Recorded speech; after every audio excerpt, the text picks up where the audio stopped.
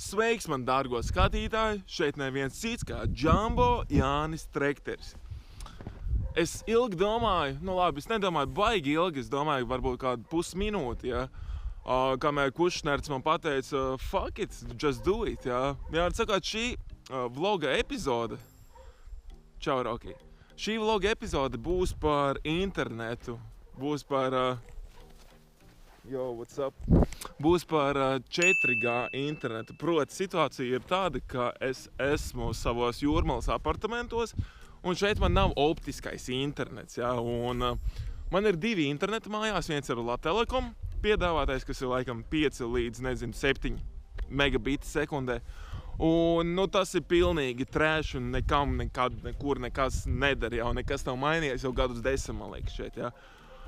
Bet tagad, kā visi zina, ir tie mobīlie interneti, ja? Un par mobilajiem internetiem runājot ir LMT, Tele2 un laikam BT arī piedāvā kaut ko tādu.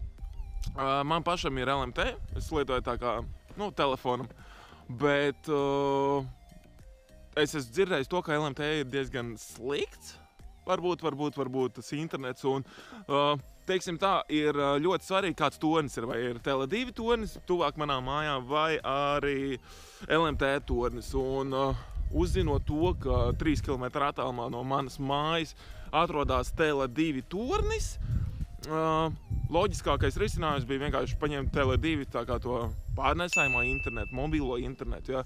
Tā kā pirmais jums no sākuma jānoskaidro, kurš tornis jums ir tuvāk jūsu apartamentiem, jūsu rezidencē, ja? Vai tas būs LMT tornis, vai tas būs Tele2 tornis. Ja?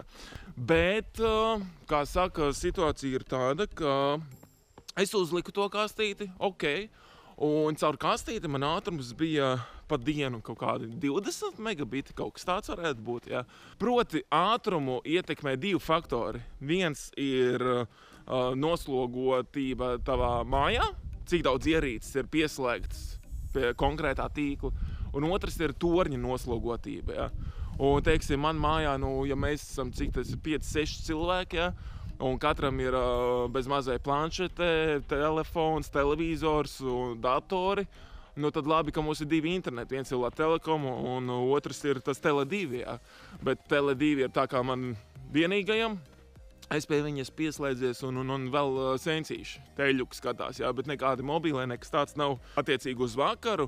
Cilvēki būs no darba atnākuši mājās un būs lielāka tā noslogotība.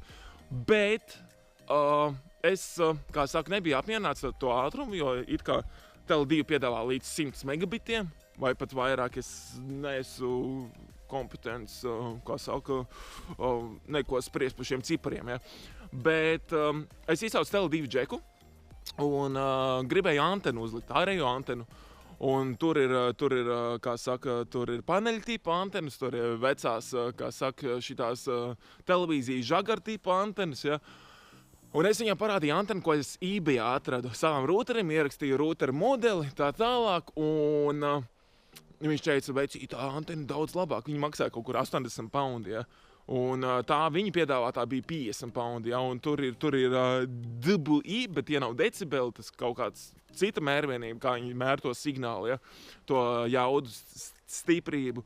Un prikols tāds, ka viņš teica, neņem no mums, labāk paņem to eBay, ja? Bet Tele2 džeks pateica man tā, lai es neņem no viņa antenas, bet ieteica foršu saitu, saucās eurodk.com vai LV. Es īsti neatceros, bet, karoči, būs links. Un situācija tāda vakar, tur augšā antena, būs zooms tagad.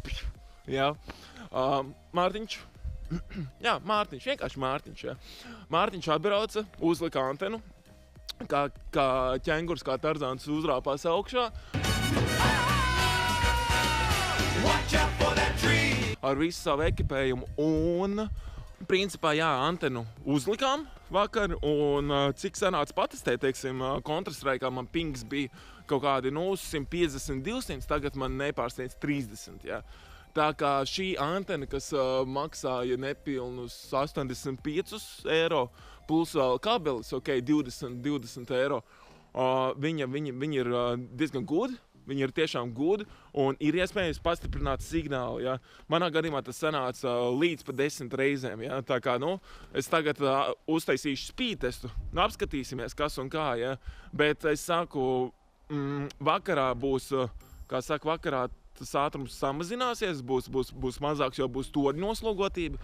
Man mājās ātrums nesamazinās tāda faktora dēļ, ka mums ir tikai 2 ierīces, Tele2 tīklam pieslēgts. Tas ir sensīšu televizors un mans dators pieslēgts. Ja? Un, teiksim, es telefonu standby režīmā, bet tā Wi-Fi Tele2 tīklu atstāju. Un, kad es izslēdzu, man pa 8 megabitiem lielāks ātrums kļuva. Ja? Tā kā arī visi tie standby planšetēm, telefoniem, viņi arī noēd signālu, ja, noēd jaudu. Bet paldies Tele2 džekam, kas ieteica to EuroDK saitu. Ja, un ar piegādi arī UPS dienas 3 dienu laikā piegādāja. Visi baigi čotka, visi super. Ja. Ļoti, ļoti pretim nākošs servis. Customer service ir angļu valodā, tur bija jāparunā. Kā saka, pāris vārdiņus atcerējos, bet tiešām džeki arī rubīja to šteli. Es pat nezināju, ka ir kaut kāds, internets saits, kur antenas var nopirkt un tā tālāk. Ja? Bet, ja jums nav optiskais internets, ja jūs dzīvojat, ne Rīgā, ja jūs dzīvojat ārpus Rīgas, ja? Pirmā lieta, noskaidrojiet, kāds tornis jums ir tuvāk mājām, vai tas ir Tele2 vai tas ir LMT tornis, manā gadījumā tas ir Tele2 tornis. Skatieties, vai jums uz mājas jau ir kaut kāds satelītšķīvis antena vai kaut kas tāds, proti miets, pie kā jūs varēsiet piestiprināt jauno nopirkto antenu. Uzzināt attēlumu, uzzināt, kādā leņķī, kādos grādos ir jāliek. Teiksim, man tas džeks Tele2 atbrauca, viņš pateica, tur uz galveno šosei 45 grādi, stācijas virzienā. Ja? Un mēs uzlikām, un tur arī pamācība viss smuki uzrakstīts, kādam attālumam jābūt ir starp antenām, tur 65 cm, tur vienai antenai šitā jābūt, otrai šitā jābūt. Ja? Tur nav tā vienkārši tupu uzliec, iespraud un viss notiek. Ja? Bet ātrums tiešām uzlabojas. Varbūt kādam šī lieta tiešām noderēs, jo, kā saka, ir iespējams uzlabot interneta ātrumu, uzzināt savā rūtera modeli, uzvanāt uz to saitu vai uzrakstāt viņiem e-pastu. Bet, principā, kā man teica, ir tā, ka tās antenas dara visiem rūteriem. Ja? Situācija tāda, ka internets tagad ir kļuvis daudz labāks. Un iespējams pat būs kaut kāds testa streams. Iespējams es uztaisīšu, jo te būs arī bildītes parādīšu jums. Ātrumu gan downloadam, gan uploadam, bet ja jūs gribat uzlabot savu internetu ātrumu, tas ir iespējams. Arī ar pārnēsājumā internetu uzliekat antenu, uzliekat pareizi antenu un uzliekat klajā, kā saka, klajā laukā, uzliekat uz jumta. Ja? Un varbūt tagad kaut kādu voiceoveri uztaisīšu, ja? Parādīšu jums ātrumus, kas un kā man izskatās tur, ja? Lai jūs uzskatām redzēt kaut kādus screenshots sametīšu. Ja? Tātad šobrīd mēs esam iegājuši mājaslapā, kas saucās eurodk.com, un es jums parādīšu, kādu antenu es esmu nopircis šā Thunderellē. Go to eurodk shopu, spiežam virsū, un kā redzam, kreisā malā ir 3G, 4G LTE. Spiežam virsū, un pēc tam spiežam uz antenām virsū. Tad spiežam uz outdoor virsū, attiecīgi. Un mums izmetās dažādi tipa antenas, un, kā saka, mana antena ir Iskra P svītriņā 5,8 un tā tālāk, un kabeļa garums 10 metri. Jā.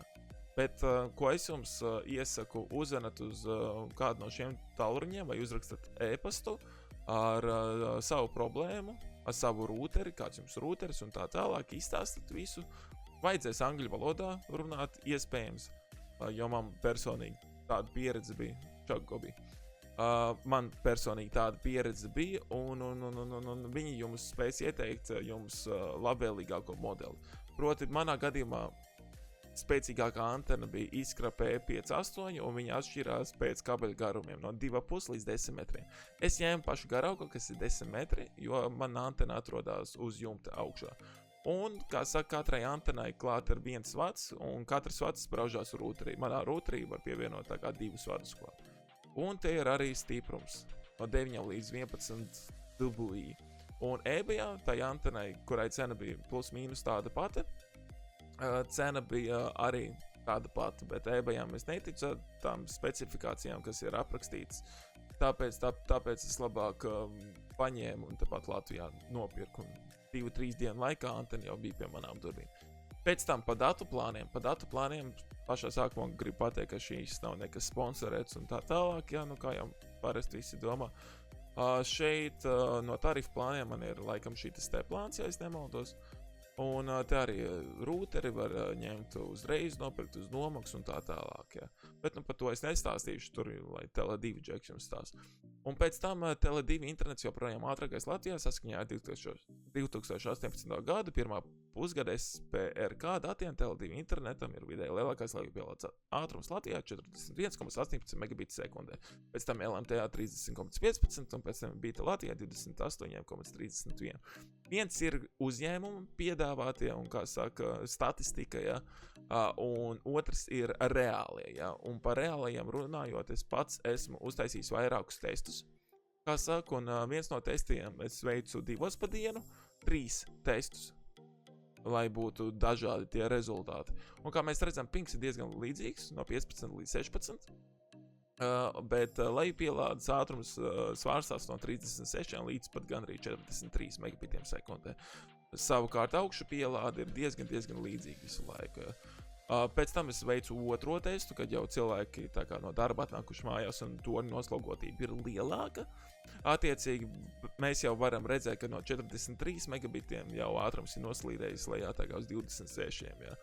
Bet pa 70 megabitiem, ko es video sākumā minēju, tiešām tas ir iespējams. 3 naktī mēs dabūjam 70 megabitus. Ja. Man nav tests veikts 8 no rīta, jo man patīk gulēt, un es neesmu nekāds agrais putns, bet es pieļauju, ka no rīta arī varētu būt ļoti labs ātrums. Tā kā droši komentāros ierakstam, kāds jums ir mobīlais internets, vai jūs izmantojat, un varbūt jums noderēs, kā saka, šis video, un arī jūs varēsiet nopirkt antenu, lai signāls būtu vēl spēcīgāks. Jā, protams, nospiežam subscribe, laiku, zvaniņus, un lai jums visiem foršu diena vai vakars, kad jūs skatāties šito. Paldies! Čau!